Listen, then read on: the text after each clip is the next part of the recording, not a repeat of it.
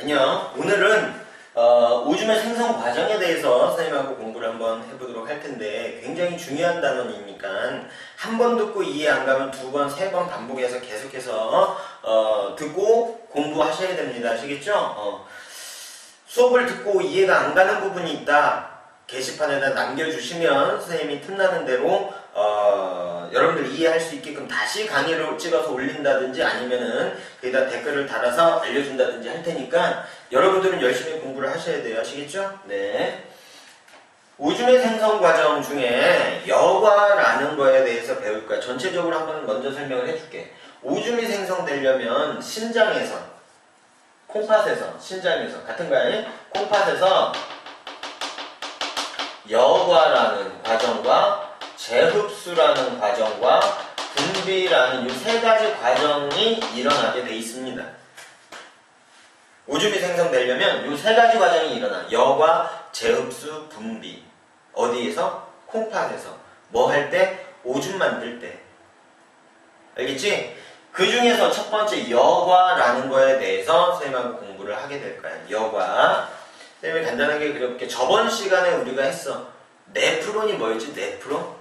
신장을 이루고 있는 가장 기본이 되는 단위를 네프론이라고 한다고 그랬지, 그지?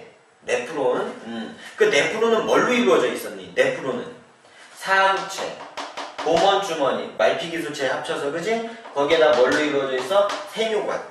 얘네들이 있어야 오줌 만들 수 있고 뱃을 만들 수 있고 노폐물 걸러낼 수 있다 얘기했잖아, 그지? 그래서 신장의 구조 중에서 요 세 가지 구조에 대해서 선생님이 자세히 설명을 했고 또 설명을 할 거야.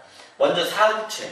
뭐라고 그랬어? 모세혈관이 실타래처럼 막 이렇게 엉겨 있는 걸 갖다가 얘를 뭐라고 그래? 사구체라고 얘기를 하고요. 사구체를 둘러싸고 있는 주머니가 있어요. 이렇게 사구체를 둘러싸고 있는 주머니. 왜냐면 얘가 모세혈관이 막 이렇게 실처럼 둘러싸여 있잖아. 압력이 세서 여기에서 노폐물들이 밖으로 삐질삐질 빠져나오거든. 그 노폐물을 싹 받아주기 위한 주머니. 얘가 무슨 주머니? 보먼주머니. 이렇게 있습니다. 아시겠죠? 보먼주머니 어디로 연결이 되느냐? 보먼주머니 세뇨관과 연결이 되어 있습니다. 세뇨관. 그래서 몸 밖으로 이렇게 이제 과정을 통해서 밖으로 나가게끔 돼 있어. 콩팥 깔때기를 지나서 방광 지나서 요도로 이렇게 나가게 되는데, 그건 조금 이따가 보고. 우리 몸이 있다고 그랬어. 우리 몸에 콩팥이 이렇게 달려 있거든. 요 콩팥을 통해서 오줌이 모여갖고 몸 밖으로 이렇게 나오게 되는 거야. 알겠지? 노폐물이 걸러져서 이렇게 오줌으로 돼서 밖으로 나오게 될 텐데 그 노폐물은 여기에만, 요 부분에만 있을까? 배 쪽에만 노폐물이 있을까? 아니지, 온몸에 노폐물이 있겠지? 그 노폐물이 다 이쪽으로 몰려 와야 됩니다. 어떻게 해서 올까요? 혈액을 통해서 운반이 되는 거지, 그지?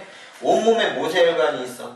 걔네들이 동맥으로 연결이 돼서 들어옵니다. 어디로? 콩팥으로. 동맥이 연결이 돼서 콩팥으로 들어와. 그래서 모세혈관이 둘러싸여 있는 이쪽에서 압력이 세기 때문에 사구체에서 보먼주머니 쪽으로, 다시 말해서 우리 몸 안에 들어있던 노폐물이 콩팥으로 이렇게 들어오게 됩니다.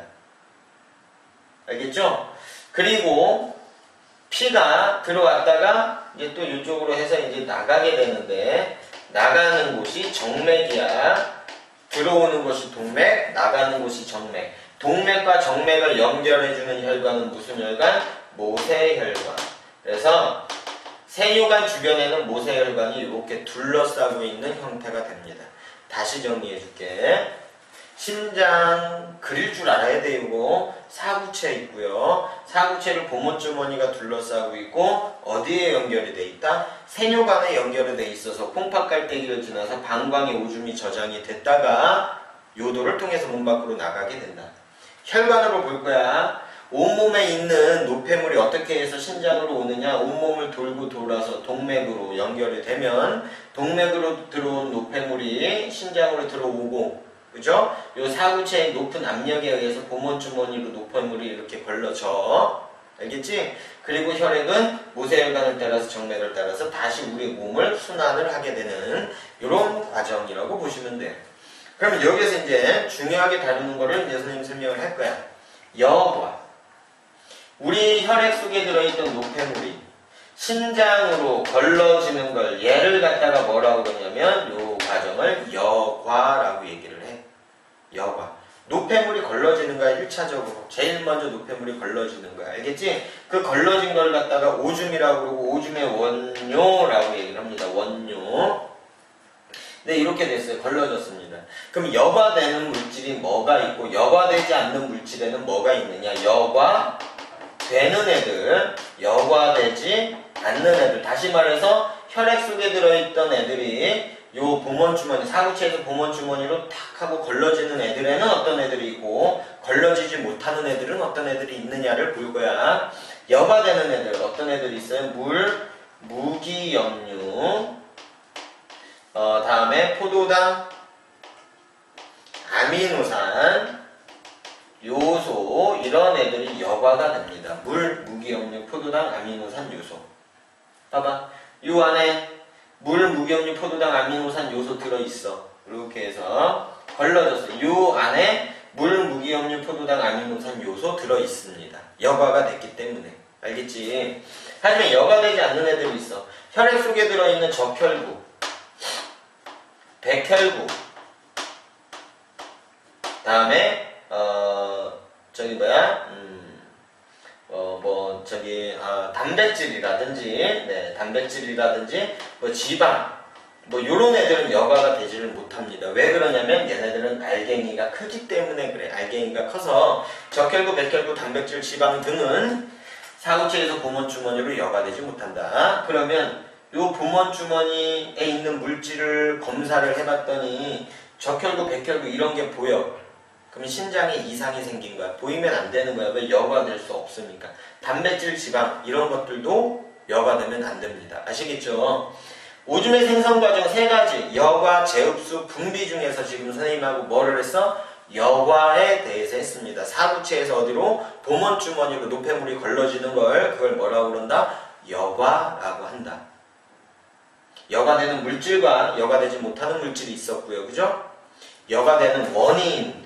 왜 여과가 될까? 여과되는 원인은 사구체에는 모세혈관이 실타래처럼 엉겨 있거든. 높은 압력을 가지고 있습니다. 높은 압력. 그래서 압력이 높은 데서 낮은 쪽으로 뭐가?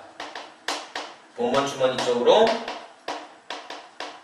물질이 이동해 갈 수 있기 때문에 그렇기 때문에 여과가 일어났다라는 것까지 네, 정리를 해두세요. 아시겠죠?